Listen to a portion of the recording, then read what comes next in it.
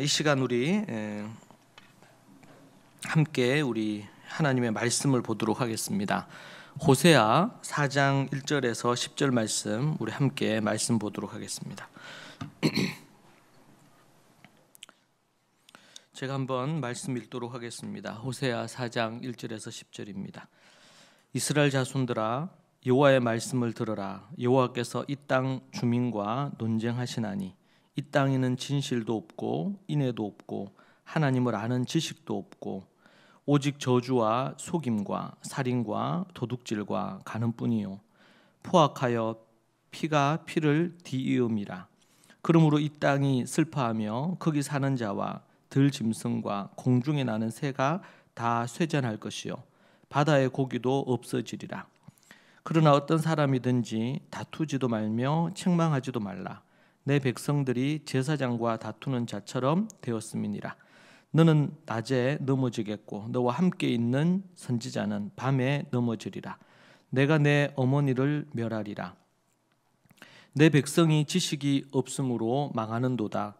내가 지식을 버렸으니 나도 너를 버려 내 제사장이 되지 못하게 할 것이요 내가 내 하나님의 율법을 잊었으니 나도 내 자녀들을 잊어버리리라. 그들은 번성할수록 내게 범죄하니 내가 그들의 영화를 변하여 욕이 되게 하리라. 그들이 내 백성의 속죄 제물을 먹고 그 마음을 그들의 죄악에 두는도다. 장자는 백성이나 제사장이나 동일함이라. 내가 그들의 행위대로 벌하여 그들의 행위대로 갚으리라. 그들이 먹어도 배부르지 아니하며 음행하여도 수요가 늘지 못하니 이는 여호와를 버리고 따르지 아니하였음이니라. 아멘. 잠시 기도하겠습니다. 하나님 아버지 감사합니다. 주님이 주시는 은혜와 능력 가운데 이 세상을 하나님의 뜻대로 살며 주님의 계획과 뜻이 있다는 사실을 믿고 믿음으로 사는 우리 좋은 가족 식구들이 되게 하여 주시옵소서. 하나님의 말씀을 또 이 시간 대합니다. 우리에게 들려주시는 하나님의 음성을 우리가 듣고 순종하는 믿음의 사람들이 되게 하여 주시옵소서. 오직 우리가 나아갈 삶의 방향과 또 목표가 하나님의 말씀 안에 있음을 알고 그 말씀을 우리가 마음에 새기고 간직함으로 하나님의 뜻을 이루는 하나님의 사람들이 되게 하여 주옵소서. 한 주간 동안 우리 믿음의 식구들 때로는 세상 살면서 갖가지의 많은 여러 가지 복잡한 일들과 또 힘들고 어려웠던 일들과 또 쓴마음과 상한 마음들이 있을 수 있는데 주님 오늘 말씀을 통하여 주의 음성을 통하여 흐트러졌던 마음이 바로잡아지고 또 깨어졌던 궤도를 다시 맞추는 그런 시간 될 수 있도록 주님 도와주시고 인도하여 주시옵소서. 오직 하나님만으로 만족하며 하나님 안에 머무는 인생들이 모두 다 되게 하여 주시옵소서. 조급하거나 서두르거나 또 마음이 흐트러진 부분들이 있다면 주 안에서 평안과 안정을 누릴 수 있도록 도와주옵소서. 주께서 역사하여 주시고 인도해 주시기를 원합니다. 예수님 이름으로 기도합니다. 아멘. 오늘 우리 말씀으로 교회 지식이 없어 망하다라는 제목으로 여러분과 함께 말씀 나누겠습니다. 성경 연구하지 않는 목사와 성도들에게 닥칠 재앙이라는 또 제목을 함께 갖습니다. 우리는 이 지식이라고 하면 또 이제 지식 안다라고 하죠. 우리가 뭔가를 알고 배우고 지식을 얻는다라고 얘기할 때 그러한 것들은 우리가 살고 있는 이 땅에서는 우리 학교를 다니면서 지식을 얻고 공부를 한다 이렇게 하면 뭔가 빡빡이로 막 이렇게 해서 외우기 위해서 공부를 한다든지 또 교과서를 달달달달 외운다든지 그래서 시험을 잘 본다든지 이런 부분으로 인식되어 있는 부분이 없지 않아 많습니다. 그런데 공부라든지 지식을 얻거나 아니면 무언가를 안다고 할 때 그 의미는 전혀 그런 것과는 다릅니다. 그래서 우리가 오늘 말씀에서도 지식 이렇게 얘기를 하면 그러면은 우리는 조금 낯설게 느껴지거나 아니면은 성경이 얘기하려고 하는 이 지식 암과는 좀 먼, 좀 다른 이런 이미지를 우리는 갖게 됩니다. 왜냐하면은 우리가 경험하고 있고 또 우리 한국 사회에서 우리가 살면서 태어나서 살았던 곳이 우리는 이 대한민국이라는 땅이잖아요. 이곳에서 우리가 태어나 살았기 때문에 우리가 뭐 지식을 얻거나 뭔가를 안다거나 얘기하거나 아니면 공부를 한다 하거나 이렇게 할 때 모든 그 이미지는 극히 한국적이고 특별히 우리가 살고 있는 이 시대적인 부분의 배경에서 우리는 인식하고 이해를 합니다. 그러다 보니까 2000년 전 아니면 또 3000년 전 기록된 이 성경의 말씀을 대할 때에 여기에 나오는 단어와 그 의미와 우리가 지금 느끼고 우리가 알고 있는 것과 이스라엘이 여기서 아주 멀잖아요. 비행기를 타고 한참 가야 되는데 이 거리가 멀듯이 아니면 또 시대 자체가 성경에 나타나고 있는 부분에 대한 것들이 최소 가장 가까운 게 2000년 전입니다. 우리가 보고 있는 이 호세아서 같은 경우는 훨씬 더 전이죠. 그렇기 때문에 이 간격이 생겨요. 그래서 성경을 우리가 해석하거나 이렇게 할 때도 간격 이론이라는 게 있어요. 간격의 차이가 있다는 거죠. 그래서 우리가 큐티하거나 큐티라고 하는 부분들에 있어서 묵상을 하거나 이렇게 할 때도 너무 조심해야 될 것이 그래서 어떤 그룹들은 이 큐티의 문제점 아니면 심지어 어떤 경우는 이단성까지 얘기하는 경우도 있어요. 왜냐하면 성경을 보는데 짧게 보잖아요. 어떤 경우는 뭐 5분 큐티도 있더라고요. 5분 큐티도. 짧게 이 말씀을 보는데 이 말씀이 갖는 의미를 명확하게 모른 채 이 말씀을 읽고 묵상을 해서 바로 적용을 한단 말이에요. 그러니까 이것은 매우 심각한 문제를 낳을 수 있다. 심각한 문제를 낳을 수 있다. 이렇게까지 볼 수가 있습니다. 그런 부분이 100% 제가 동의할 수는 없지만 그러나 어느 정도 일리는 있다. 저는 그래서 그런 어떤 형태의 큐티를 매우 우리 그리스도인들이 쫓아가서는 곤란하다. 어디 점쟁이한테 점을 보듯이 말씀을 펼쳐가지고 지금 나에게 뭐라고 얘기하나 이런 것들을 뽑듯이 그렇게 뭔가를 말씀을 대하는 것은 그것은 매우 샤머니즘적인 그런 신앙, 무속신앙적인 부분이라고 볼 수밖에 없죠. 우리는 오늘 그 주제에 대해서 생각하게 됩니다. 교회가 왜 망하는가? 왜 위기를 맞는가? 지금 한국교회는 큰 위기라고 그렇게 볼 수 있습니다. 한국교회뿐만 아니라 유럽교회, 전 세계 교회는 매우 큰 위기 속에 있습니다. 요한계시록에서도 우리가 보듯이 음녀교회, 창녀교회로 인해서 이 마지막 때가 얼마나 타락해 갈지 여러분 이 세상을 먼저 타락하고 악하게 만들려면 어디부터 타락시키면 되냐면 교회입니다. 영적인 세계를 건드려 놓으면 영적인 세계가 혼탁해지면 쉽게 그들을 조정하거나 죄악된 길로 이끌 수가 있거든요. 그래서 계시록에도 보면 먼저 이 영적인 교회가 종교가 타락하여서 사람들, 국민들, 사람들의 마음을 현혹시키고 나면 그 다음 정치 권력이나 정권이나 아니면은 경제, 기업가들이 그것을 이용을 해서 저들을 정말 요한계시록에 보면 살을 뜯어먹듯이 그렇게 한다고 얘기를 하고 있거든요. 그런 부분에서 우리가 매우 중요한 부분이고 오늘 우리 호세아서 4장의 말씀은 매우 그 부분에서 우리에게 중요한 것들을 던져줍니다. 먼저 4장 1절을 우리가 살펴보면 이스라엘 자손들아 여호와의 말씀을 들으라. 여호와께서 이 땅 주민과 논쟁하시나니 이 땅에는 진실도 없고 인애도 없고 하나님을 아는 지식도 없고. 이스라엘 가운데 하나님께서 말씀하시기를 여호와께서 말씀하신 거예요. 세 가지가 없다고 얘기합니다. 첫 번째 뭐냐? 이 땅에는 뭐가 없어요? 진실이 없고. 두 번째 뭐가 없어요? 인애가 없고. 세 번째는 하나님을 아는 지식이 없고. 이 세 가지가 없습니다. 진실이 없고 인애가 없고 하나님을 아는 지식이 없고, 이 세 가지를 우리에게 말씀해 주고 있습니다. 이 진실, 이 히브리어로 에메트라고 하는데 이거는 참, 옳은, 참된 것과 옳은 것이 없더라는 것이죠. 이스라엘 안에. 두 번째 인애는요, 히브리어로 헤세드라고 합니다. 많이 들어보셨죠? 인자, 자비, 아니면 또 선행, 이런 뜻을 갖고 있어요. 이게 헤세드, 인애.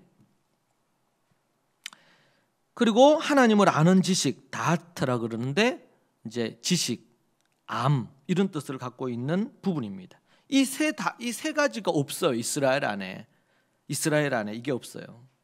이것이 이 망하는 이유기도 합니다. 이스라엘이. 자, 그런데 2절에 보니까 세 가지가 없는데 있었던 6가지가 있어요. 6가지가 있는데 그게 뭐냐 얘기할 때에 오직 저주와 속임과 살인과 도둑질과 간음뿐이요 포악하여 피가 피를 뒤이음이라. 여긴 6가지가 있어요. 6가지. 첫 번째 저주가 있어요. 저주. 두 번째 속임이 있어요. 속기도 하고 속이기도 한다 그랬죠. 속임. 세 번째가 살인입니다. 살인. 네 번째가 도둑질이에요. 다섯 번째가 간음, 음란이죠. 여섯 번째가 포악입니다. 그러니까 포악, 아주 강포한 거죠. 그래서 뭐야? 피가 피를 뒤이어요. 피가 피를 불러요. 계속. 없는 세 가지, 그리고 있는 6가지가 있는데 그 6가지가 저주, 속임, 살인, 도둑질, 간음, 포악. 이 6가지는 어떻게 보면 10계명의 부분들을 그대로 따르고 있는 부분을 봅니다. 그죠? 자, 이스라엘 안에 지금 없는 것 3가지, 그리고 있는 것 6가지를 우리에게 얘기해 줬어요. 네. 6절을 보면 이렇게 나옵니다. 내 백성이 지식이 없음으로 망하는도다. 1절의 말씀을 받아가서 6절에서 내 백성이 지식이 없음으로 망한단 말이에요. 지식이.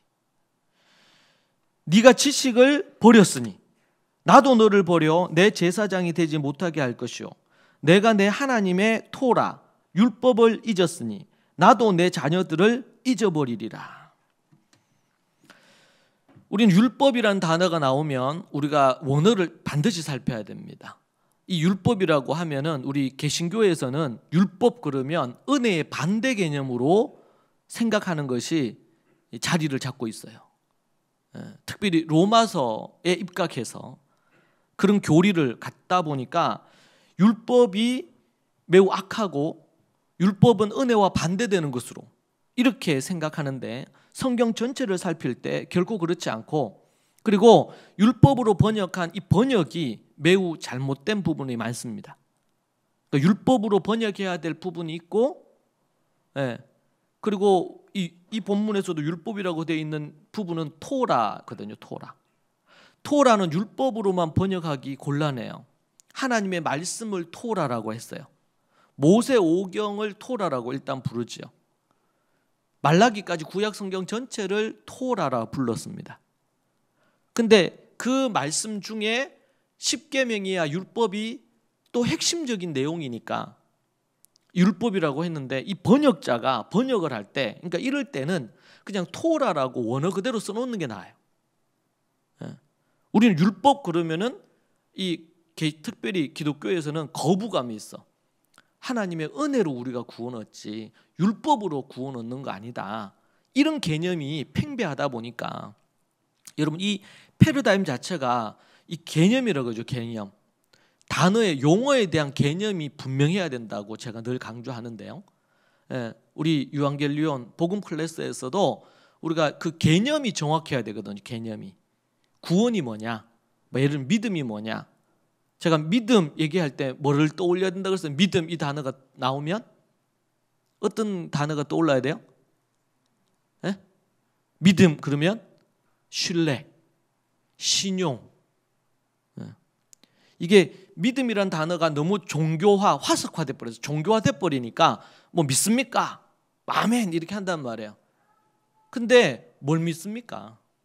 믿는다는 게 뭡니까? 이렇게 물으면 사람들이 답변을 못 해요. 믿음이라는 게 뭔가? 하나님만 신뢰한다. 하나님만 의지한다. 바울이 쓴 디모데후서에 보면 그분은 믿부시다. 이 말은 뭐예요? 믿을 만하다. 그런 것이죠. 믿을 만하다. 어디 부흥사나 어떤 분들이 믿습니까? 이렇게 얘기하는 그런 어떤 뉘앙스의 느낌으로 생각을 한단 말이에요. 그게 아니고 우리가 믿는다는 것은 나를 믿고 돈을 믿고 세상을 믿고 내 누군가를 믿고 이렇게 의지했는데 이제는 더 이상 그것을 의지하지 않고 하나님만 의지한다. 돈을 의지하지 않고 하나님만 의지한다. 이게 이제 믿음이라고 이렇게 표현이 된 거예요. 이게 이제 너무 종교적인 용어로 고착화돼 버리니까 우리가 믿음으로 구원 얻는다 이렇게. 제가 최근에 1세기 이후에 이 기독교 안에 초기 교회의 이단들을 살피면서 오늘 뒤에 제가 잠깐 또 얘기할 건데 너무 놀란 부분이 있어요. 그게 뭐냐면 기존 우리 정통 교회 안에 이 1세기, 2세기, 3세기 있었던 이단들의 어떤 사상과 가치 이 내용들이 그대로 있는 것들이 꽤 많구나 라는 것을 발견했기 때문에 그렇습니다. 그러니까 오늘도 우리가 지식을 다루고 있지만 정말 우리가 제대로 된 지식 공부하는 게 정말 중요해요. 그렇지 않으면 우리가 잘못되게 믿고 우리가 믿는 줄 알았는데 도리어 잘못된 믿음, 이단적인 믿음을 가질 수도 있기 때문에 그렇습니다.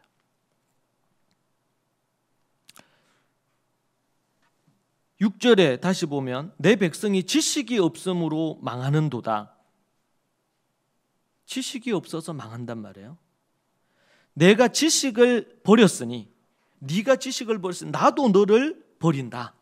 6절입니다. 왜 이 백성이 망하느냐? 뭐가 없기 때문에? 지식이 없기 때문에. 우리 앞에 1절에서 뭐라 그랬어요? 없는 거 세 가지가 있죠. 진실, 인애, 하나님을 아는 지식. 그런데 이 세 가지 중에서 지금 근본되는 게 뭐냐면 진실이 없고 인애가 없게 된 이유가 뭐냐? 하나님을 아는 지식이 없기 때문이다 말이에요. 그래서 이제 계속해서 강조하는 것이 이 지식에 대한 얘기예요. 6절에 내 백성이 지식이 없으므로 망하는도다. 지식이 없으므로 망하는도다. 내가 지식을 버렸으니 나도 너를 버린다고 얘기합니다. 지식이 없으면 버림을 받네요. 버림을. 지식이 없으면.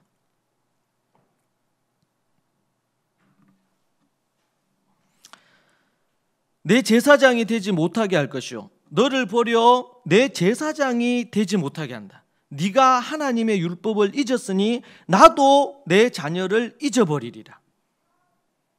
이스라엘 백성들이 멸망하는 이유가 뭐냐? 내 백성이 지식이 없으므로. 내 백성이 지식이 없으므로 망한단 말이에요. 여러분 믿습니까? 정말 이 말씀을 여러분 신뢰하십니까? 이스라엘이 망하는 이유가 뭐냐? 하나님을 아는 지식이 없어 망한단 말이에요. 그런데 지금 지식이 없어 망한다. 내가 지식을 버려 나도 너를 버린다. 나도 너를 버려 내가 제사장이 되지 못하게 한다. 이렇게 얘기하거든요. 갑자기 제사장 얘기가 나와요. 제사장 얘기가. 지식이 없어 망한다 이 얘기하고 나서 제사장 얘기를 한단 말이에요. 왜 제사장 얘기를 할까요?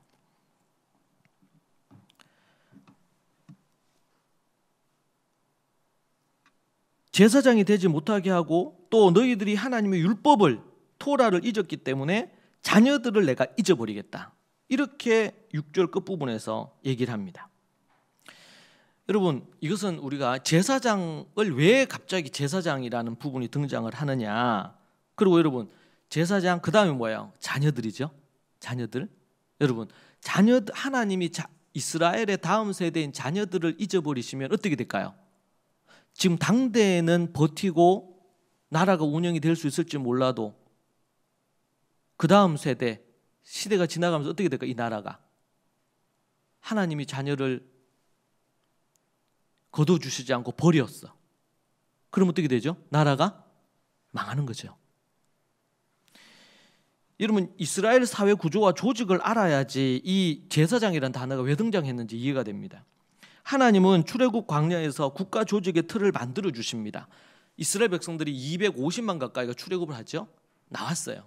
나오고 나서 저들이 광야를 지내면서 하나님이 시내산에서 하나님 법을 줬어요. 첫 번째 하나님 법 주시고, 또 하나는 뭘 주셨느냐?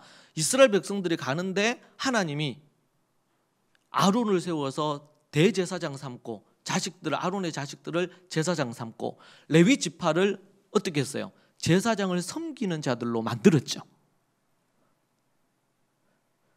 만들었습니까? 예, 끄떡하시든지 하면 하시든지. 예, 마스크 쓰고 있어서 잘 안 들을 수 있지만, 예. 그래 하나님이 조직을 주셨어요. 이 나라를 어떻게 운영할지. 그래서 성막을 주셨는데 성막 제일 첫 번째, 성막 있고 나서 첫 번째 라인에 누가 있어요? 레위 지파가 있어요. 왜? 성막을 섬겨야 되니까. 그리고 나서 유다 지파부에서 세 지파 이렇게 해가지고, 그리고는 어디를 향했어요? 가나안 땅을 향해가지고 광야에서 이대열로 움직이는, 이대열로.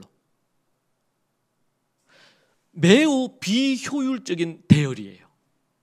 솔직히 이 대열은 중심에 뭐가 있고, 성막이 있고, 성소가 있고, 그리고 제일 거기에 가에 뭐가 있냐면 레위 지파가 있고, 대제사장과 레위 지파 계열이 있고, 그리고 지파들 이렇게 해서 이동을 했단 말이에요. 저들이 텐트 칠 때도 그렇게 쳤고.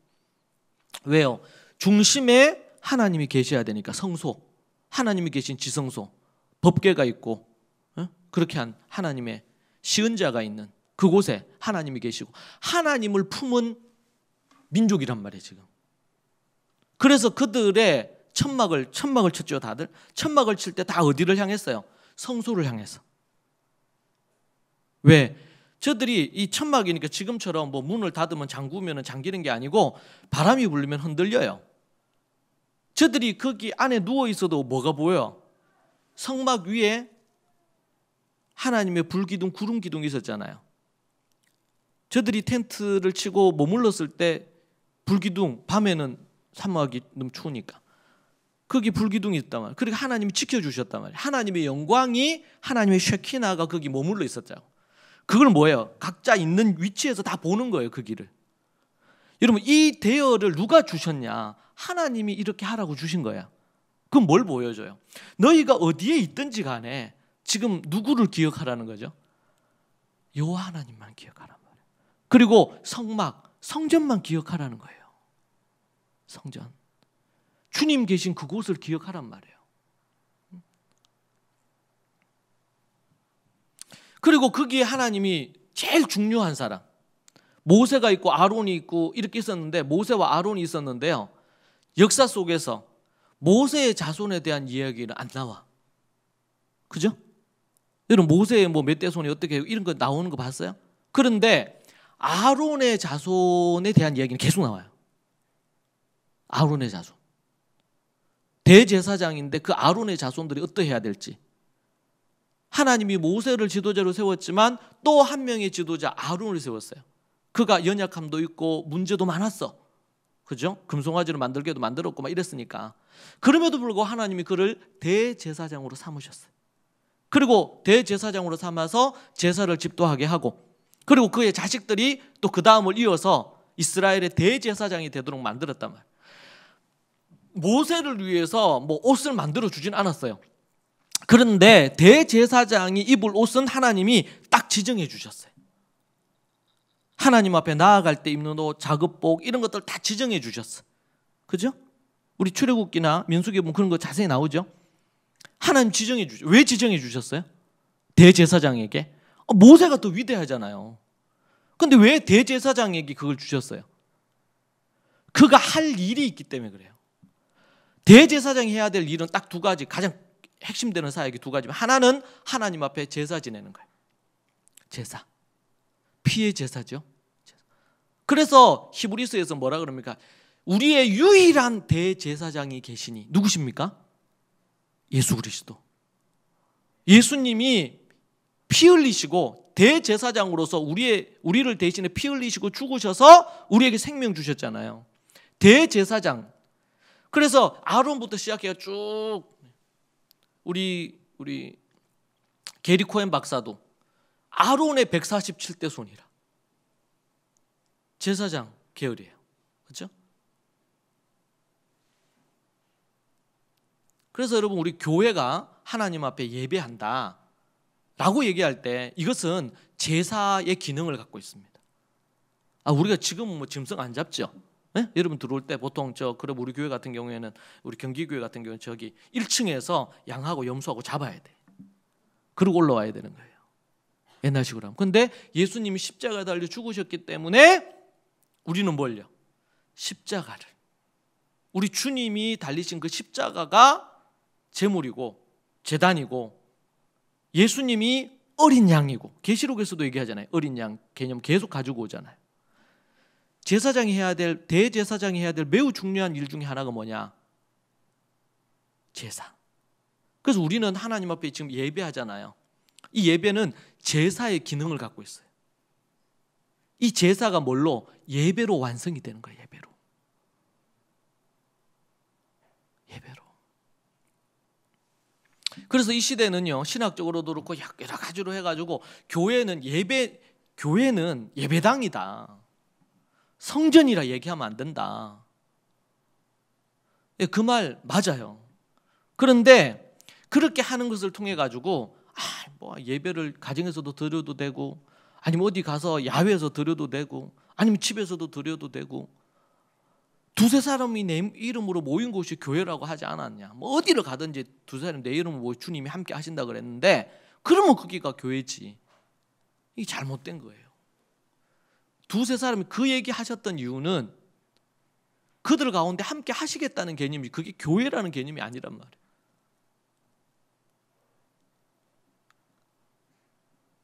그래서 하나님 앞에 우리가 반드시 있어야 되는 것이, 하나님 앞에 예배할 때 예수 그리스도가 있어야 됩니다. 예수 그리스도가 빠진 설교 온전하지 않아요. 예수 그리스도가 빠진 찬양 온전하지 않아요. 하나님 앞에 예배 드릴 때. 왜요? 우리 예배는 제사의 기능을 갖고 있어요. 예수 그리스도의 피로 우리가 죄 사함을 얻었다는 것을 매 주일마다 기념하는 거예요. 그래서 교회당, 예배당 건물이란 말이에요. 이게 건물이지 이게 교회도 아니다. 교회는 우리 자신이 교회고 우리 무리가 교회지, 이 공간은 교회가 아니다. 예배당일 뿐이다. 우리가 모여서 그냥 하는 공간일 뿐이다. 반은 맞고 반은 틀려요. 그렇게 접근해버리면 어떻게 됩니까? 제사의 기능이 상실돼 버려요. 우리는 우리 믿음의 식구들이 함께 모여서 예배하는 예배의 공간이 있습니다. 정말 특별한 상황, 핍박과 박해의 상황에서 모일 수가 없어. 지하교회에 모여요. 숨어서 모여요. 이러면 공간의 개념이 없겠죠. 그러면은 구약에서도 성소의 개념이 필요 없죠. 하나님이 어디나 계시는데 뭐 지성소에 계시겠어요? 하나님이? 시언자에만 계시겠어요? 나중에 후대에 또 성전, 신약 성전이 만들어지잖아요. 솔로몬 성전 뭐 이런 거 만들어지잖아요. 구약, 신약까지 계속 이어지는 스룹바벨 성전. 그 성전이 뭔 필요가 있어? 그런데 성경에 보면 이 성전을 얼마나 귀하게 여겨요. 예수님이 신약 시대에도 예수님이 성전에 올라가셔서 기도하시죠. 성전에 올라가셔가지고 성전에서 장사하고 막 양이 뭐 이렇게 돌아다니고 말이죠. 막 이렇게 하는, 불법을 행하는 그 모습을 보고 예수님이 채찍을 갖고 막 훑어내시면서 성전을 청결하게 하시잖아요. 아니 예수님이 이 땅에 오셨으면 이제 성전 필요 없지. 예수님이 곧 성전인데. 그래서 우리는 이 한쪽으로 치우친 이해를 갖는 게 매우 위험해요. 성전을 사모하고 성막을 사모했잖아요. 여호수아가 늘 성막에서 기도하고, 예수님이 오셨는데도 불구하고 성전에 시몬과 안나가 예수님 초림의 예수님 오실 것, 메시아 오실 것을 기다리면서 추야로 기도했다 그러죠? 아멘입니까? 기도했잖아요. 그럼 예수님이 부활 승천하시고 나서, 승천하셨어요 예수님. 그러고 나서 베드로와 요한이 어디로 갔어요? 매 기도 시간에 하루 3번 그들의 기도 시간이 있었죠. 유대에서는 그들이 기도 시간에 어디 갔어요? 어디? 기도 시간에 그들이 어디 가서 기도해요? 성전에 갔잖아요. 성전에 가는데 누구를 만나요? 안진뱅이 만나잖아. 그래서 베드로가 그 안진뱅이를 일으키는 기적을 일으키잖아요. 그때가 어디로 가던 길이었어요? 성전에 가서 기도하려고. AD 70년에 성전이 파괴가 되는데, 로마에 의해서. 그 전까지 그들이 기도. 그래서 지금도 제가 이스라엘 가면은요, 그 성벽 한쪽 서쪽 벽만 있어요. 웨스턴 웨어만 있어. 서쪽 벽만 있어. 거기에 모여서 저들이 통곡의 벽이라 그래요. 그들이 거기에서 모여서 기도해요. 제가 갔을 때도 일하다가 아니면은 뭐 나이가 많든 젊든 이렇게 해서 기도 시간에 다 거기 모여서 기도하러 오더라고요. 사람들이. 그럼 예수님이 오셨고 예수님 승천까지 하셨는데 성전에 가서 왜 기도해? 베드로 야고보가요. 베드로 요한이 성전에 말라갑니까? 그냥 자기 있는 집에서 기도하면 되지 그냥. 그러니까 우리가 예수 그리스도를 통하여 이 제사, 피의 제사가 이제는 완성이 됐어요. 그래서 우리는 더 이상 짐승 안 잡아요. 그죠? 그렇지만 우리의 예배는 곧 제사입니다. 어린 양이신 그 예수님이 피 흘리신 십자가를 우리가 기억하면서 하나님 앞에 제사 드리는 거예요. 진짜 제사지. 그러니까 예배를 많은 사람들이 나와서 예배 드리고, 또 예배 중에서도 그냥 설교 들으면 예배 드린 걸로 생각해요. 그게 아니고 하나님 옆에 나올 때마다 내가 어떤 죄인이었는지를 생각하고 피 흘려 달려 죽으신 예수 그리스도를 기억하면서 하나님 앞에 참된 예배를 드려야 된다면, 제사를 드려야 된단 말이에요. 보혈을 기억하고 나를 살려주신 주님을 기억하고.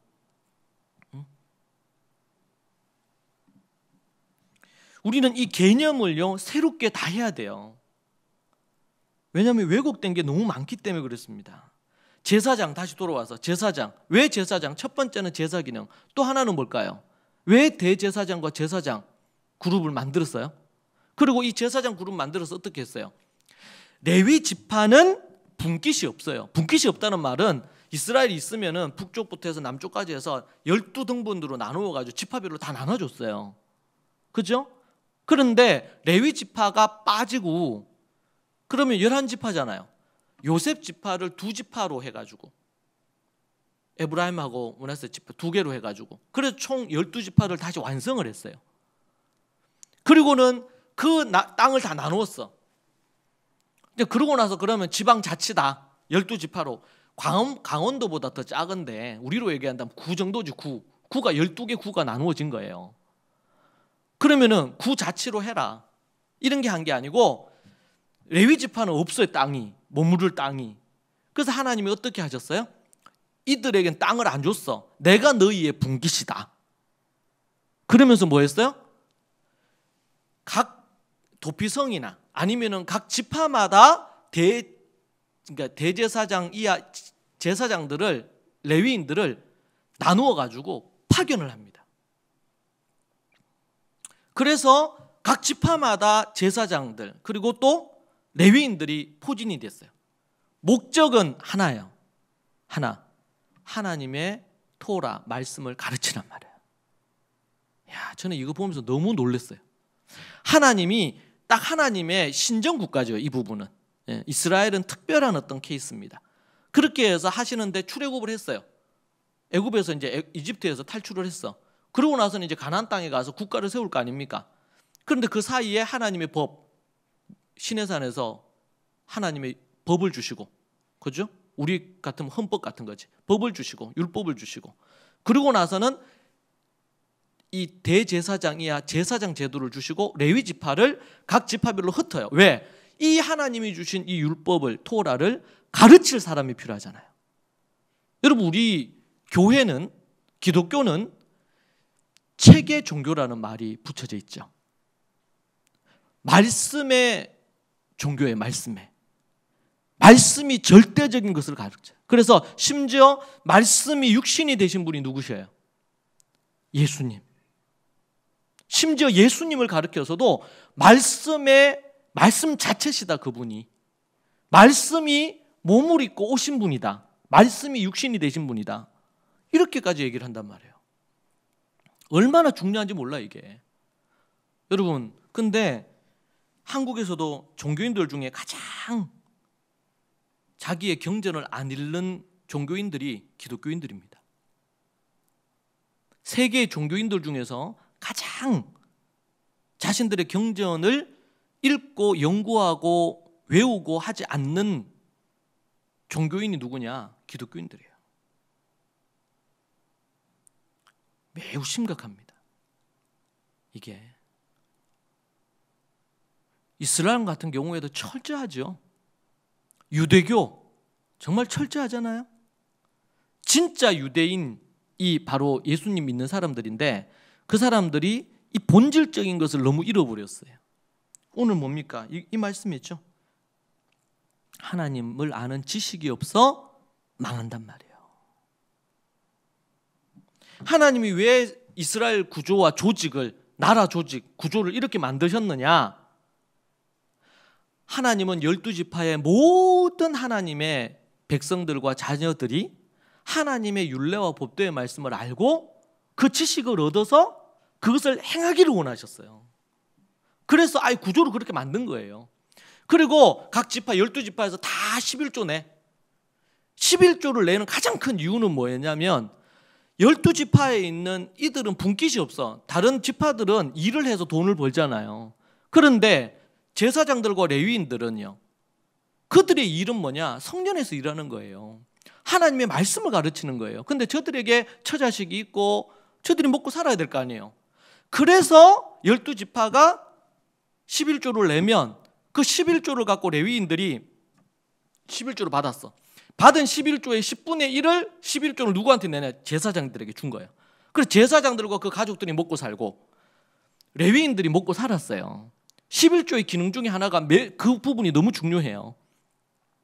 그래서 먹고 산 거야. 그러면서 그들은 오직 뭘 해요? 돈벌이를 안 하고 하나님의 말씀을 가르치고 하나님 앞에 하나님을 아는 지식을 12지파에게 전하는 것이 그들의 목표란 말이에요. 제사하는 것과 말씀 가르치는 것. 자, 그런데 오늘 보니까 뭐예요? 뭐를 없애버리겠다. 뭘 세우지 않겠다 지금. 제사장을 세우지 않겠다는 거예요. 여러분, 그렇다면 뭐가 없어지는 겁니까? 이 두 가지 기능이 사라지는 거죠. 목자 없는 양들이 되는 거예요. 자기들 소견을 따라서 하는 거예요. 자기들 소견 따라서.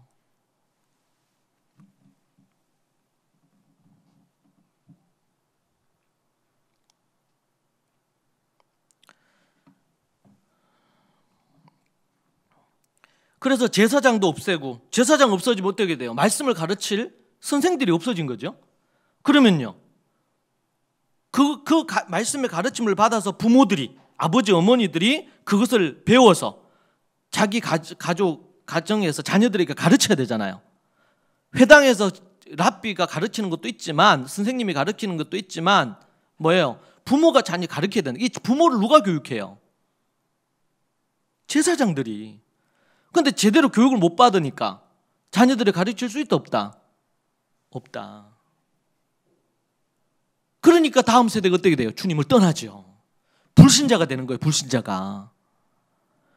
하나님께서 이스라엘이라는 나라를 경영하기 위해서 하나님이 왕이 되셔가지고, 지금으로 얘기하면 대통령이 되셔서 하나님이 모든 구조를 다 주신 거예요. 그래서 성막, 성전, 제사장, 레위인, 이런, 그리고 11조, 각가지의 모든 구조를 그 안에 다 담아서 하나님이 하나의 풀 패키지에 이렇게 해서 하나님이 주신 거야. 모세를 통해 가지고요.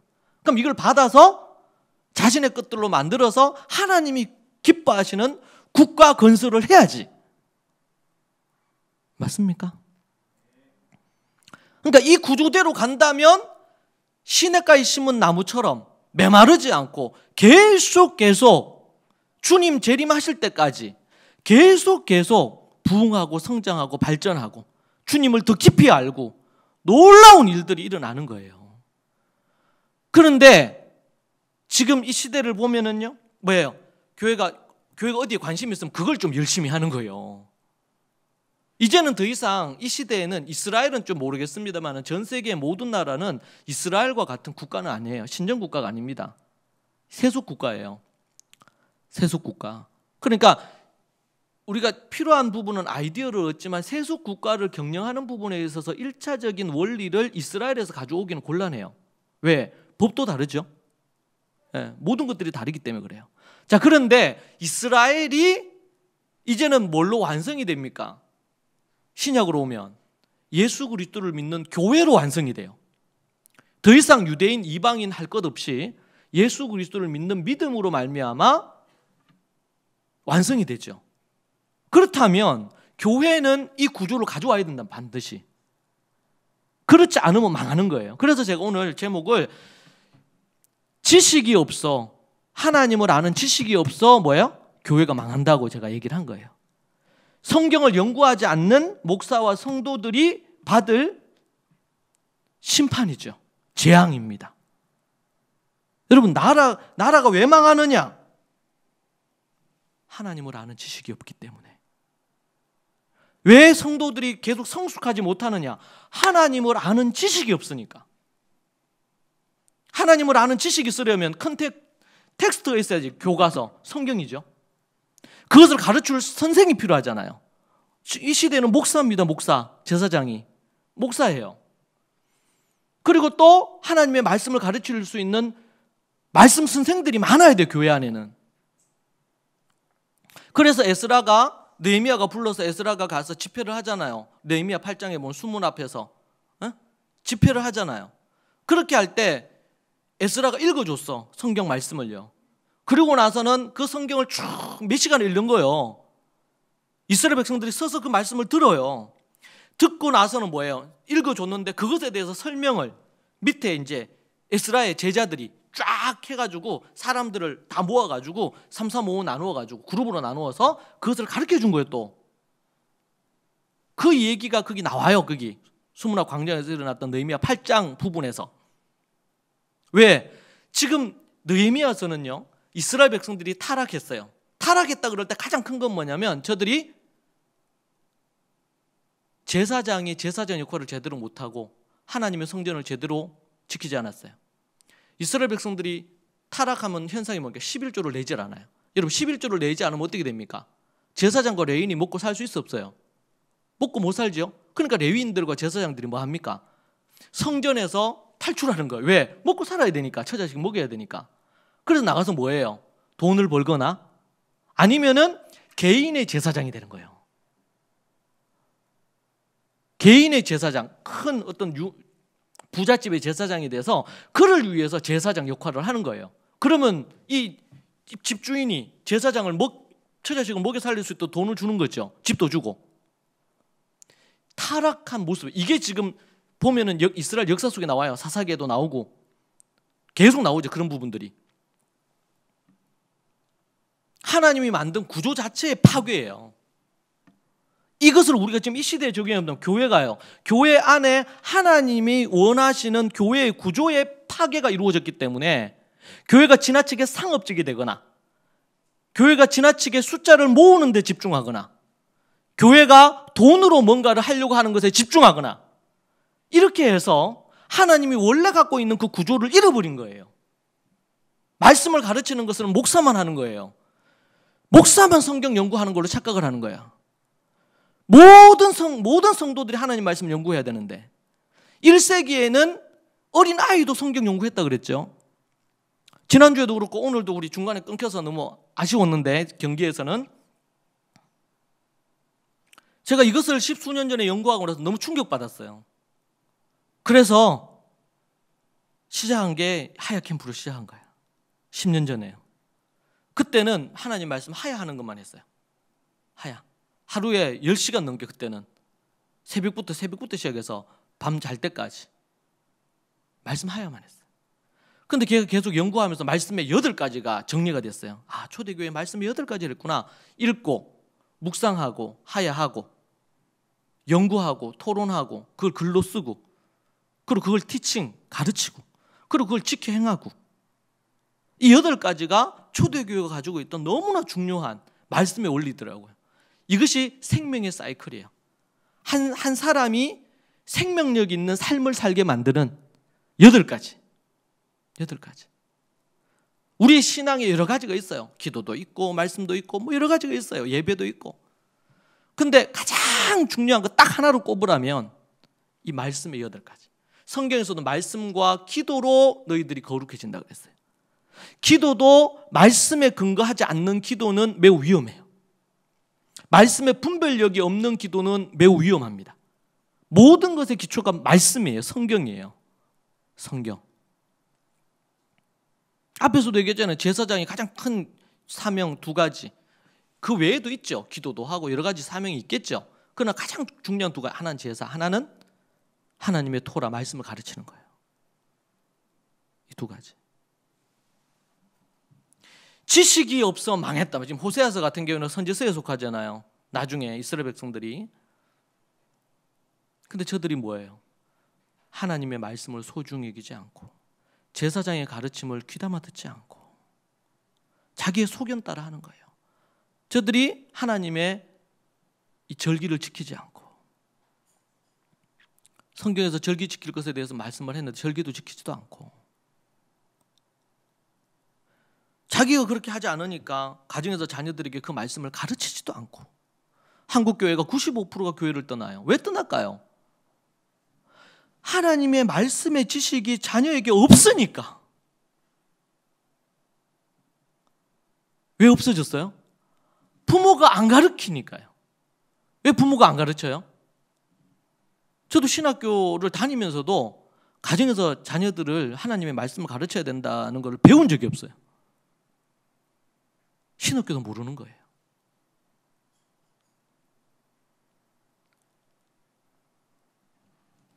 그러니까 한때 부흥을 이루고 한국이 전 세계의 성장의 모델로, 부흥의 모델로 제시받았는데 지금은 가장 때로는 부끄러운 부분의 한 부분으로 자리를 해버렸어요.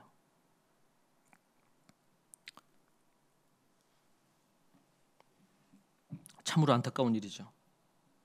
하나님이 뭐예요? 지금 더 이상 제사장을 세우지 않겠다. 더 이상 다음 세대를 내가 기억하지 않겠다. 잊어버리겠다. 여러분, 하나님께서 다윗에게 네가 하나님의 계명과 내 말을 잘 지켜서 네가 내 마음에 합하다. 그래서 내가 내 자손들에게 복을 주겠다. 하나님 그렇게 약속하셨어요. 다윗에게. 단 조건이 있습니다. 그 자손들이 하나님의 계명을 지켜 행할 때 대대로 내가 그들에게 복을 주겠다. 딱 한 가지 약속이에요. 하나님의 여호와의 계명을 지켜 행할 때 영원히 내 자리가 견고하겠다. 이렇게 얘기를 하셨어요. 그런데 솔로몬이 하나님 앞에 악을 행하고 계명을 지키지 않았습니다. 그런데 솔로몬이 아버지 다윗 때문에 솔로몬 때는 하나님이 그냥 두셨다고 성경에 나와 있어요. 그런데 여로보암 때, 로보암 때부터 해서 하나님이 이 나라를 치시고 그렇게 합니다.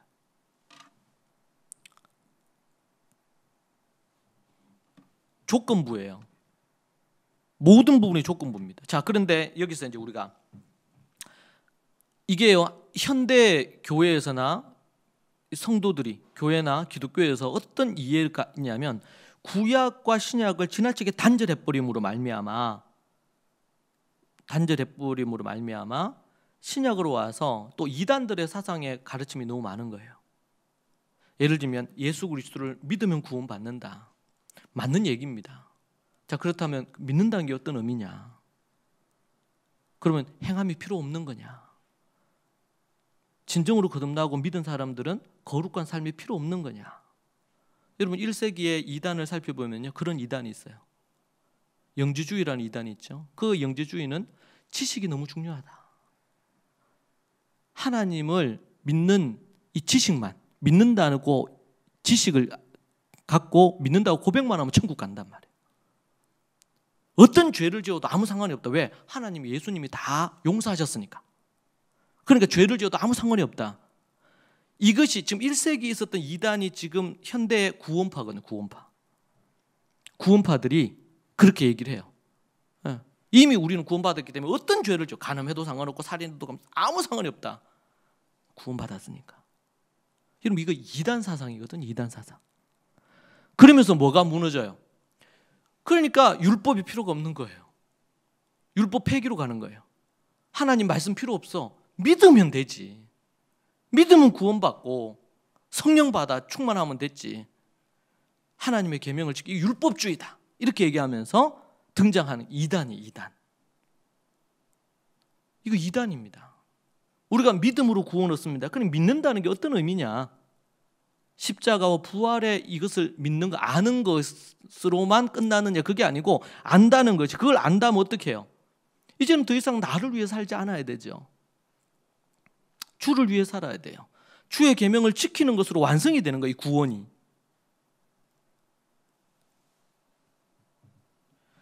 그러니까 성경 구약 신약에서도 똑같이 얘기해요. 행함이 없는 믿음은 죽은 거다. 예수님 동생 야고보도 얘기하셨고, 예수님도 산상수훈에서도 복음서 곳곳에서 그 열매로 그를 안다고 얘기하시고, 주여 주여 하는 자가 다 천국에 들을 것이 아니라고 얘기하시고, 계속 그런 얘기 하심에도 불구하고 우리가 갖고 있는 나름의, 기독교가 갖고 있는 나름의 어떤 패러다임, 이단적인 패러다임이 때로는 우리를 지배하므로, 내가 예수님 믿고 난 교회 나오고 천국 가는데, 제가 얘기했죠. 종교생활로 천국 가는 게 아니라고.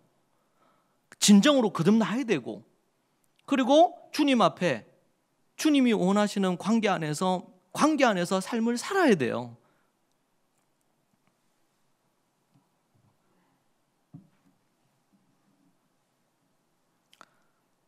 우상을 섬겨도 천국 간다. 원망하고 죄를 지어도 천국 가고, 음란한 짓 해도 천국 가고. 여러분 이건 구원파가 얘기하는 이단 사상이지 성경에서 얘기하는, 정통교회가 얘기하는 가르침이 아닙니다.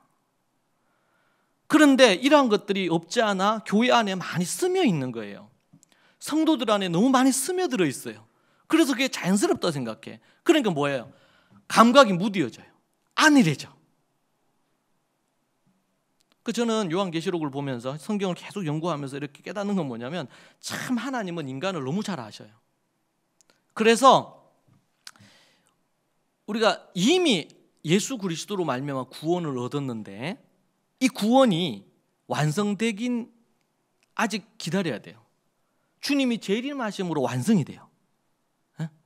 만약에 우리가 그냥 예수님 믿는 걸로 구원 얻고 모든 게 오케이 땡 끝났다 이렇게 얘기하면은 인간이 안일해지고 깨어있질 않는단 말이에요. 근데 하나님 뭐라 그러냐면, 주여 주여 한 자 천국에 들을 것이 아니고 그 나무는 그 열매로 안다. 이미 구원이 시작되었지만 이 구원이 완성이 돼야 된다. 우리가 구원의 확신을 갖고 살아가지만 계속 날마다 두렵고 떨림으로 뭘 하라 그랬어요? 날마다 두렵고 떨림으로 구원을 이루라 그랬잖아요. 이루라. 신학적으로는 칭의가 이 구원의 출발이에요. 그러면 구원의 과정은요, 성화, 거룩해져 가는 거예요. 완성은 예수 그리스도 재림하실 때 영화 완성이 되는 거지. 완성이. 그러니까 예수님 재림하실 때까지, 아니면 한 사람이 죽을 때까지 계속 어떤 걸 우리의 마음에 가지면 계속 긴장감을 갖고 깨어있을 수밖에 없는 거예요. 깨어있을 수밖에. 지난주에 제가 통독하면서 이 니느웨 성, 그 큰 니느웨 성이 타락했는데 하나님께서 그들을 구원하시고자 요나를 보내십니다. 그래서 저들이 회개함으로 말미암아 요나가 구원을 얻어요. 자, 그런데 저들이 또 그렇게 하고 나서는 그때는 저들이 금식하면서 막 기도하면서 회개하고 죄를 짓지 않고 이렇게 하면서 돌이켰어. 그런데 그들이 얼마 지나지 않아 또 타락했어요. 그래서 하나님이 나훔 선지자를 보내가지고 저들에게 심판을 선포하고 결국에는 니느웨가 망합니다. 저들이 회개하고 돌이켰지만 그것을 계속 어떻게 해야 되는 거예요? 끝까지 가져가야 되는 거죠. 끝까지. 지금 이스라엘 유대인들이 아브라함 이후 유대인들이 어떻게 했어요? 시간이 지나면서 끝까지 믿음을 지키고 가야 되잖아요. 그런데 그렇게 하지 아니하고 다수가 주님을 버리고 떠났어요. 이스라엘이. 어떻게 됐어요? 하나님의 심판이 그들에게 임했고 남은 자 일부만 구원을 얻는 거예요. 이스라엘 안에서도. 우리 예정론을요, 이 칼빈이 우리에게 얘기한 이 예정론은 너무나 중요한 성경적인 가르침입니다. 그런데 문제는 이 예정론을 숙명론으로 오해한 거예요. 누가 구원받을지 하나님이 이미 다 정해놨다. 그러면은 나는 택함을 안 받았어. 그럼 내가 아무리 믿으려고 해도 내가 구원 못 받는다. 이거는 숙명론이고 운명론이에요. 이건 예정론하고 아무 상관이 없습니다. 켈빈이 이 성경에 나와 있는 이 예정에 대한 이 개념을 가지고 온 것은 그게 아닙니다. 하나님의 전적인 은혜, 하나님의 주권과 더불어 인간의 전적인 책임이 함께 따라가요. 이 두 가지가 같이 가요. 같이. 아주 균형되게. 그것은 우리 개신교의 어떻게 보면 종교개혁 이후로 우리 개신교의 토대를, 모든 조직적인 토대를, 신학적인 토대를 놓은 분이 켈빈입니다. 너무 중요한 신학적인 인물이에요. 그 인물이 얘기할 때 그렇게 얘기 안 했단 말이에요. 근데 이걸 잘못되게 해석을 해서 소위 말해서 하이퍼 칼빈니즘이라고 초칼빈니즘으로 가가지고 이 예정론도 숙명론으로 바꾸고 모든 걸 이렇게 다 바꿔가지고 왜곡시킨 거예요. 그래서 우리가 잘 분별해야 돼요. 그러니까 우리가 무지하면 안 되겠죠. 무지하면 이거는요, 여러분, 우리가 아주 석사 박사 학위를 갖고 있어서 신학을 막 하고 이렇게 해서 똑똑해져야지 아는 거, 이게 아니거든요. 실제로 성경 말씀을 제대로 깊이 연구를 하면은 그런 신학적인 원리들이 나오고 필요하다면 그 신학적인 부분들에 대한 것들을 배울 필요가 있어요. 우리 유니스에서 제가 우리 쉐마북에서 쓸 때 우리 그 신학 교본이라는 걸 씁니다. 어리지만 아이들에게 기본적인 신학적인 기본 소양을 갖추도록 하기 위해서 쉐마북에 제가 그 글을 써가지고 애들이 그걸 읽도록 만들고 필요한 부분 공부하도록. 안 그러면 이단에 쉽게 빠지거든요. 그래서 지금도 이단에 가 있는 대부분의 목사들, 장로들, 권사들, 아니면 집사들, 이런 직분자, 중직자들이 모두 다 거기 가 있어요. 열심히 있으니까. 그래서 성경 공부 가르쳐 준다 그래서 많이 가요. 그런데 배우다 보니까 이게 잘못된 걸 가르쳐 주네. 배움에 열정을 가진 사람들이 이단에 많이 가 있다니까요. 왜? 교회에서는 안 가르쳐 주니까. 공부해야 된다고 얘기를 안 하니까. 이게 너무 안타까운 일이라고 저는 봅니다. 하나님 아는 지식을 버리니 그들이 번성할수록 더 큰 죄를 짓게 되고 문제가 생깁니다. 7절에 보니까 그들은 번성할수록 내게 범죄하니 내가 그들의 영화를 변하여 욕이 되게 하리라. 우리말 번역 성경에 보니까 이렇게 나와 있어요. 제사장들이 늘어날수록 그들이 내게 더욱 많은 죄를 지었다. 여러분, 제사장들이 늘어나는데 이 제사장들이 뭐가 없어요? 하나님을 아는 지식이 없어요. 그러니까 종교인이 되겠죠. 율법주의자가 되겠죠. 그렇게 해서 그걸 가르치는 거예요. 그렇게 하다 보니까 하나님과는 멀어지고 죄를 더 많이 짓는 거야. 제사장이 많아지긴 하는데, 지금 우리 얘기하면 신학생들이 많아지고 목사들이 많아지긴 하는데 죄는 더 넘쳐나는 거지, 교회 안에. 그래서 하나님의 영광이 돼야 되는데 그게 아니고 수치가 되는 거예요. 수치가. 제사장을 두신 이유가 하나님의 지식을 제대로 알도록 하기 위한 거고, 제사장이 늘어날수록 그러면 죄가 줄어들고 거룩한 이들, 정결한 이들이 더 많아져야 되잖아요. 그런데 뭐예요? 도리어 역으로 변했다는 거예요. 여러분, 우리가 지금 이 시대에 생각해 봐야 될 부분이라고 봅니다. 에스라 7장 6절과 10절을 보면 이런 말씀이 나옵니다. 이 에스라가 바벨론에게서 올라왔으니 그는 이스라엘의 하나님 여호와께서 주신 모세의 율법에 익숙한 학자로서 그의 하나님 여호와의 도우심을 입음으로 왕에게 구하는 것은 다 받는 자이더니, 모세의 토라, 여기도 율법으로 번역해놨는데 모세의 토라에 익숙한, 하나님의 모세의 말씀에 익숙한 학자로서 이렇게 나옵니다. 여기서 익숙한이라는 이 히브리어 단어 마히르는 능숙하다, 말씀에 능숙하다, 근면하다, 말씀에 준비된 사람이다, 이런 뜻입니다. 에스라는 토라에 능숙하고 말씀을 연구하는 일에 근면성실하며 말씀이라는 부분에서 준비된 자라는 뜻이에요. 그리했기 때문에 에스라를 통해 위기의 이스라엘이 건짐을 받고 회복의 역사가 일어납니다. 말씀에 능숙한 사람, 말씀에 익숙한 사람, 어떤 삶의 문제가 있으면 말씀에서 이렇게 말하고 있다, 이게 능숙한 사람이어야 돼. 능숙한 사람. 그걸 위해서 우리는 성경을 연구하고 공부하는 거고요. 그리고 그러면서 그가 포로 귀환하면서 결심을 하죠. 10절에 에스라가 여호와의 토라를 연구하여 준행하며 율례와 규례를 이스라엘에 가르치기로 결심했다. 이 하나님의 말씀, 토라, 율법을 연구하고 준행하고 이것을 가르치기로 결심을 한 거예요. 가르치기로. 지금 여러 가지로 뭡니까? 동성애 관련된 것부터 해서 사회적으로 말들이 많잖아요. 혼란이 있잖아요. 그래서 우리가 이 동성애 문제에 대한 거, 아니면 이것에 대해서 일어난 문제에 대해서 우리가 처방을 내리고 대책을 세우는 것도 중요해요. 근데 여러분, 더 근본적인 건 뭘까요? 하나님의 율법에 간음하지 말라 했고, 도둑질하지 말라 했고, 거짓 증거하지 말라 했고, 하나님의 십계명과 그리고 하나님의 말씀, 구약 성경에 보면, 신약 성경에 보면 그 하나님의 말씀을 지켜 행하지 않음으로 멸망한 사람들, 다윗도 망했고 솔로몬도 망했고 이스라엘이 망했잖아요. 나라가. 왜? 하나님의 말씀, 율법을 안 지켰으니까. 안 지켜서 망한 이야기를 해줘야지요. 이 지식을 줘야지, 지식을.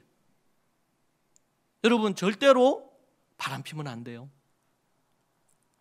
결혼 전에 있다면 하나님이 허락하신 결혼이란 제도 외에 어떠한 성적인 관계나 이런 관계를 맺으면 안 됩니다. 결혼을 했습니까? 자기의 남편, 자기가 아내가 아닌 사람과 어떠한 그런 성적인 접촉을 하면 안 됩니다. 마음도 그렇고 육체도 그렇고. 그 대표적인 인물이 다윗입니다. 성군 다윗, 하나님의 마음에 합했던 다윗이 어떻게 합니까? 다윗이 밧세바를 범하고 그리고 우리아를 죽였잖아요. 그걸 은폐하려고. 이 땅에 있는 모든, 특별히 교회 안에 있는 모든 남자들은, 우리 아이들이 어렸을 때, 유치나 초등 때부터 이 다윗의 이 범죄를 가르쳐야 돼요. 이 지식을 줘야 됩니다. 왜요? 다윗처럼 그렇게 했다가 어떻게 돼요? 망하는 거예요, 인생이. 다윗은 회개하고 그나마 그래도 돌이켰지만 그렇게 하지 않으면 뭐야? 지옥불에 떨어집니다. 음란한 자가 가는 곳이 지옥입니다.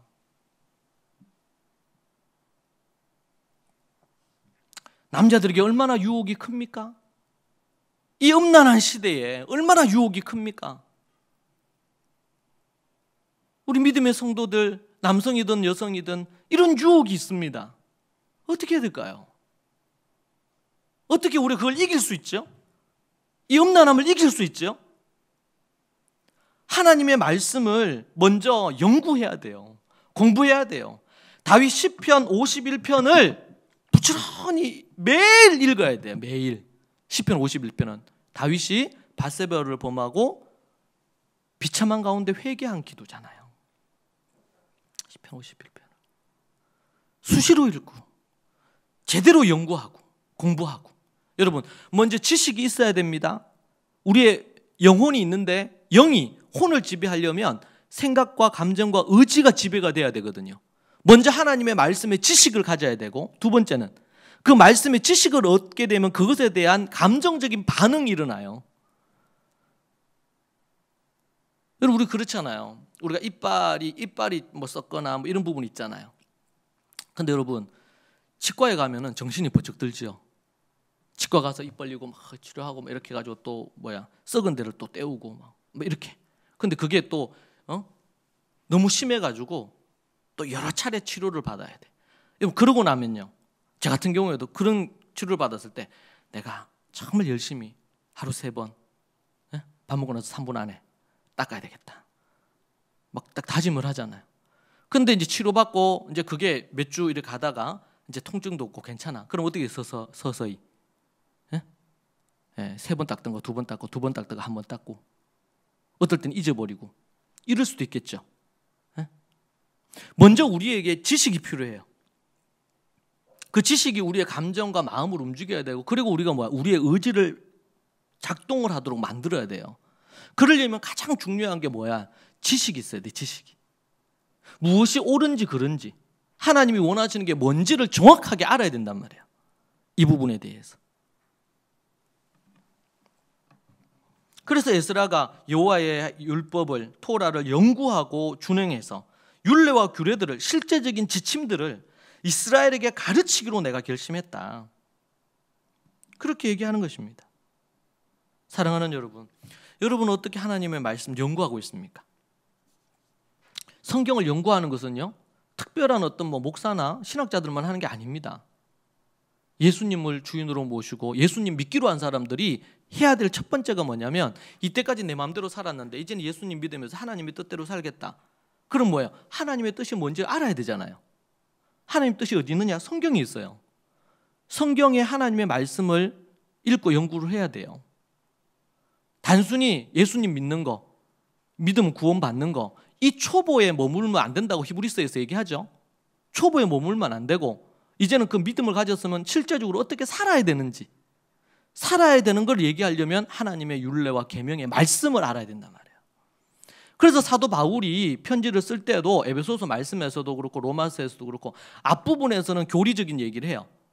믿음에 대한 구체적인 거 얘기하고 나서 뒤에는요, 남편은 어떻게 해야 되고, 아내는 어떻게 해야 되고, 자녀는 어떻게 해야 되고, 주인은 어떻게 해야 되고, 종은 어떻게 해야 되고, 실제적인 지침에 대한 얘기 하잖아요.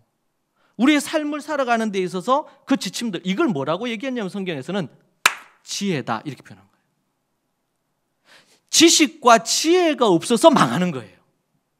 교회가 왜 망하느냐? 지혜와 지식이 없어요. 하나님을 아는 지식과 그걸 실제로 내가 실천해가는 지혜가 없는 거야. 그래서 여러분, 에베소서에서 남편들아 아내를 사랑하기를 뭘 따라? 지식을 따라 하라는 거예요. 지식을 따라. 왜 거기 지식이 갑자기 등장할까요? 지식이 그냥 사랑하면 되는데, 연약한 그릇이라 지식을 따라 사랑하다. 사랑도 지식을 따라 해야 된다고. 믿음도요, 지식을 따라 믿어야 돼요.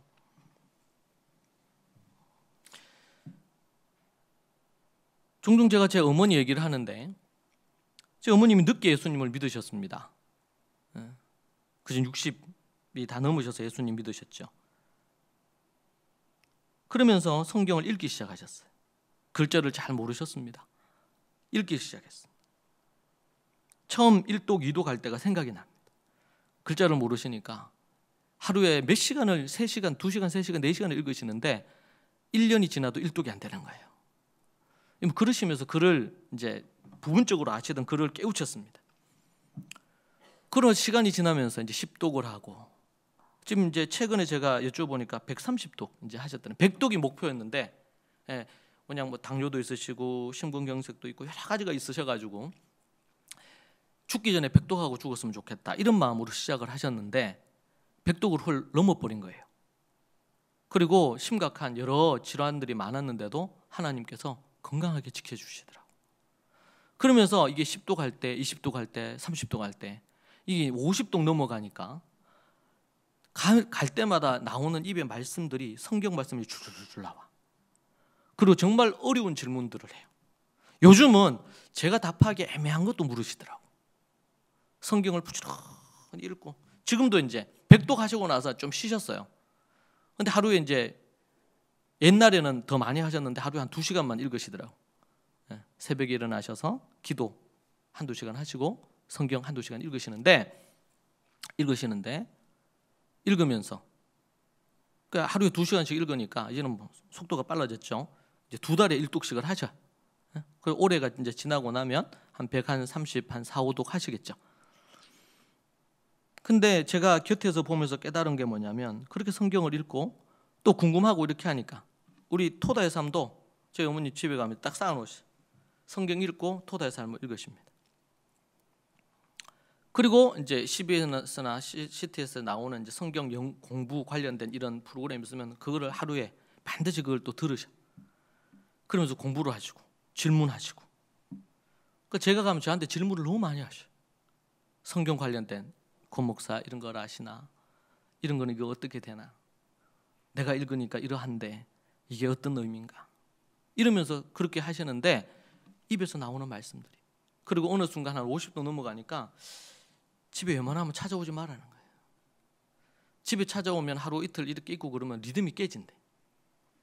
자기가 성경을 읽고 막 이렇게 해야 되는데 그 있잖아요.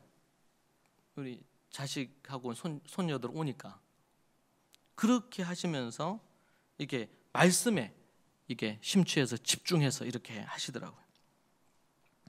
여전히 저희 어머님이 부족한 것도 있고 또 인격적인 연약함도 있고 그런 것들이 있으시지만 성경을 읽고 신앙생활을 하면서 참 많이 변하셨어요. 그런 걸 느낍니다. 그러나 여전히 부족한 것이 있으시죠. 그런데 그렇게 하면서 그 입에서 흘러나오는 부분들, 그리고 또 어떤 결정이나 행동을 하실 때 근거들, 이런 부분들이 그 말씀으로 또 기도하시니까 그전에 그냥 기도하실 때 하고 말씀이 그 안에서 충만해진 가운데 매일 기도하시는 거 하고 이게 다르거든요. 저희 어머님이 일어나시면 저를 위해서 매일 1시간씩 이렇게 저를 위해 저희 교회를 위해서 기도하십니다. 저는 제가 사역하는 모든 것에 거기 이 백그라운드에 저희 어머님의 기도가 있다고 저는 생각합니다. 저희 어머님이 제가 모태로 신앙생활을 한 건 아니고 그렇지만 늦게 믿으셨는데 그 어머니의 기도가 그런 부분을 만들고 있다고 저는 믿습니다. 입에서 흘러나오는 것이 생각이, 지식은요, 하나님을 아는 지식을 갖게 되면 생각이 바뀌고 생각이 바뀌면 감정의 변화가 일어나면서 의지적인 결단이 달라집니다. 그래서 삶이 변하는 거예요. 그래서 이게 계속 반복돼야 됩니다. 소위 말해서 우리 첫 술에 배가 부르겠습니까? 계속 많은 사람이 묻습니다. 왜 안 변하느냐? 우리는 변화라는 그 개념 자체가 다 달라요. 사람들마다 기준이 다 다르잖아요. 어떤 사람은 이 정도 변화됐으면 괜찮다 50점 정도 생각하는데 어떤 사람은 그걸 10점 정도로 생각해. 제가 사역을 하면서 그런 부분이 있어요. 어떤 분들은 정말 예를 들면 그 사람은 지금 예를 들면 5점이었어. 근데 지금 많이 변해가지고 50점이 됐어요. 근데 어떤 사람이 보기에는 50점밖에 안 된 거예요. 인격도 그렇고 믿음도 그렇고 여러 가지 50점밖에 안 됐어. 하나님이 각자의 부분에 따라 때에 따라 하나님이 이끌어 가시는데 다만 그 사람이 하나님 앞에 믿음으로 서도록 돕는 일이 제일이라고 저는 생각을 합니다. 사랑하는 여러분, 하나님의 말씀을 여러분은 얼마나 읽으시고 연구하십니까? 하루에 얼마나 여러분 성경을 읽으십니까? 그리고 그 성경을 하루 아니면 한 주 얼마나 공부하십니까? 공부한다고 해가지고 뭐 아주 거창하게 어떤 걸 넘어서 가지고 여러분 성경을 읽으면서 모르는 건 찾아보고 이게 어떤 의미인가? 필요하다면 저한테도 물으시고 필요하다면 요즘 뭐 주석 성경 좋은 것도 많이 나오니까 찾으면서 우리 지난주에도 그렇고 이번 주도 그렇고 우리 다라시 성경 연구한 것을 청소년들이 말씀을 연구한 것을 5분 내지 10분 정도 되는 스피치로 중학교 2학년, 중학교 3학년, 뭐 중학교 1학년 이런 아이들이. 그래서 어떤 한 목사님이 우리 중학교 우리 학생이 그 발표한 걸 들으시고는 너무 깜짝 놀랐대요. 신학교에서도 그렇게 배워서 이렇게 하지 않는데 웬만한 목사의 어떤 설교보다 낫다고. 그 목사님이 그렇게 얘기하시더라고. 연세가 있으신데. 제가 그걸 들으면서 참 감사가 됐어요. 중요한 것은 뭐 그런 칭찬도 감사하지만 하나님의 말씀을 붙들고 그것이 즐거워지고 그 말씀대로 행하기 위해서 믿음으로 살아가는 것 자체, 그것이 얼마나 귀하고 아름다운지 모릅니다. 하나님을 아는 지식이 없으면 망하게 돼 있습니다. 교회와 성도들이 망하는 이유가 뭡니까? 하나님의 지식이 없기 때문입니다. 사랑하는 여러분, 오늘부터 성경을 읽고 연구하십시오. 공부하십시오. 이스라엘에서는 이거 하는 것이 이렇게 성경 공부한다 그러면 성경 공부로 생각해요. 토라 공부하는 것을 생각합니다. 이스라엘에서는. 그러다 보니까 나중에 이제 13살 넘어가고 이렇게 하면서 일반 학문 하잖아요. 자기의 전공 학문을.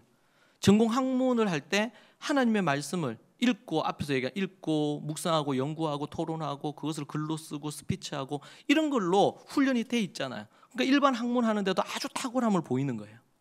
탁월함을. 말씀의 이 8가지가 학문, 공부를 하는 원리거든요, 실제로. 근데 그걸 그들이 뭘로? 성경으로 하는 거예요. 모세오경을 다 외우고 모세오경을 싹 다 연구하고 13세 되기 전까지. 그러니까 뭐예요? 성경 말씀의 기준이 딱 서잖아요. 그러면은 분별하죠. 분별해. 동성애가 됐든 뭐가 됐든 간에 분별을 하죠. 아, 이거 아니다. 그리고 이걸 어떻게 논리적으로 풀어갈지, 이것도 이런 부분을 통해서 만들어지는 거예요. 실제로는 이 토양이 없기 때문에 어떻게 됩니까? 심지어 목사도 넘어가고 많은 부분 이단에게도 넘어가고 이런 문제가 생기는 겁니다. 13살 때부터 초대교회에서는 하나님의 말씀을 가르치는 일을 시작했어요. 선생이 됐단 말이에요.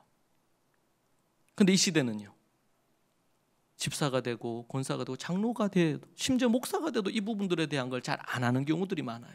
성경을 연구하지 않아. 그러니까 설교하기 위해서 연구할 뿐이요. 하나님이 기뻐하시지 않아요.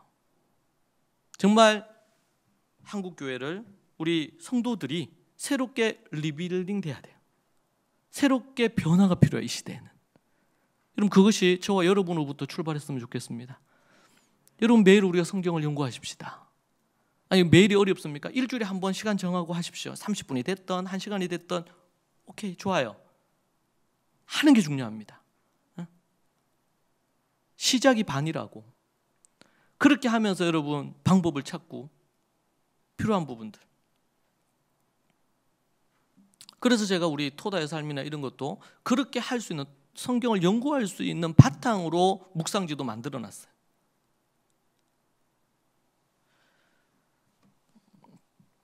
이 마지막 때 갈수록 더 성경을 연구하지 않음으로 인해서 목사도 그렇고 성도들도 그렇고 교회에 닥칠 위기가 이미 오래전부터 시작되었습니다. 더 이상 교회 안에 지식이 없어 망하는 일이 없으면 좋겠고, 우리 믿는 가정들의 지식이 없어서, 믿는 성도들이 지식이 없어 망하는 일이, 하나님을 아는 지식, 하나님의 율법의 지식, 성경의 지식 하나하나가 없어 망하는 일이 없기를 소망합니다. 듣고 그냥 흘려 떠내려 버리지 마십시오. 오늘부터 10분이라도 좋고 20분이라도 좋으니까 읽으시고, 오늘부터 공부하시고, 세상 다른 어떤 공부보다, 뭐 다른 어떤 유튜브나 뭐 다른 어떤 거, 여러분 가장 좋아하는 것이 말씀이 되십시오. 가장 여러분 즐거워하는 것이 말씀이 되셔야 됩니다. 그게 몸에 배어서 체질화가 될 때까지. 그것만이 여러분 우리가 살 길이고, 우리 다음 세대가 살 길이고, 우리 자손들이 하나님의 복을 누릴 수 있는, 여러분 그렇게 하는 부모의 모습을 보고 자녀들이 그 뒤를 따라오지 않겠어요? 그 뒤를. 함께 기도하겠습니다. 살아계신 하나님 아버지, 날마다 오직 하나님의 말씀이 아니고서는 살 수 없는 존재가 우리들입니다. 주님, 우리가 또 습관이 되지 않아서, 우리가 이 중요함을 잘 알지 못해서, 아니 우리의 관심이 다른 것들에 빼앗겨 있어서 주님의 말씀을 읽고 공부하고 연구하는 일을 소홀히 했습니다. 주님, 그것을 하나하나 할 때에 주님 우리에게 시간을 떼어 놓을 수 있는 믿음을 주시고 결단하여 다른 어떤 것보다 우선하여 성경을 읽고 묵상하고 연구하는 일에 힘을 쓸 수 있도록 주님 도와주시옵소서. 그리하여 정말 강한, 믿음에 강한 사람들이 되게 하시고 시냇가에 심은 나무처럼 철을 따라 과실을 맺고 열매를 잎사귀가 무성한 그런 사람들이 다 되게 해주시고 바람에 나는 겨와 같은 인생 되지 않도록 주님 붙들어 주시옵소서. 갈수록 타락해가는 이 시대에 하나님 앞에 요긴하게 쓰임받는 주의 일꾼들 되기를 원합니다. 주님, 우리 교회 안에, 대구와 우리 경기교회 안에 이 말씀 연구에 바람이 일게 하시고 하나님의 말씀을 연구하고 공부함으로 더욱더 성숙해지고 고개가 숙여지고 겸손한 하나님의 사람들이 되게 하여 주옵소서. 몸된 교회와 하나님 나라에 대한 열정과 열심이 불타오르는 그런 사람들이 되게 하여 주옵소서. 예수님 이름으로 기도합니다. 아멘.